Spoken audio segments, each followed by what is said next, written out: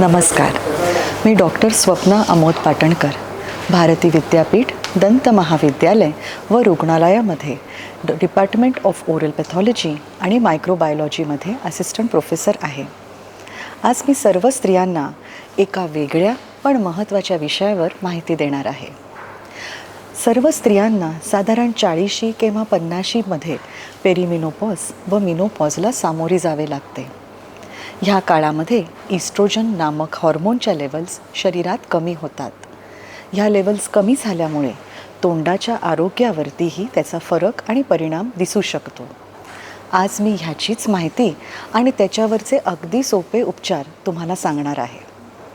Oestrogen levels कमी झाल्यामुळे तोंडामध्ये लाळेचे प्रमाण हळूवारपणे कमी होते. त्याच्यामुळे तोंड व घसा हा सतत कोरडा पडतो. दातांवर कीड लागायची शक्यता ही वाढते आणि मुख दुर्गंधही वाढू शकतो. काही स्त्रियांना चवीत बदलही जाणवतो. तोंड, पोट आणि हिरड्या ह्याच्याची जळजळ सतत जाणवते. हिरड्यांना सूज येते व काही स्त्रियांमध्ये त्याच्यातनं रक्तही वाहतं.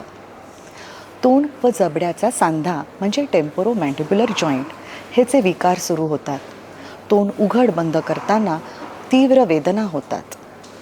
हॉर्मोनल चेंजेस व इम्बॅलन्समुळे रोगप्रतिकार शक्ती ही हळूवार कमी झाल्याने तोंडामध्ये बुरशी किंवा फंगल इन्फेक्शन होण्याची शक्यता ही वाढते. इस्ट्रोजन लेवल्स कमी झाल्यामुळे शरीरामधल्या हाडांची डेन्सिटी म्हणजेच घनता ही कमी होते. ह्याच्यामध्ये जबड्यांचाही समावेश असतो.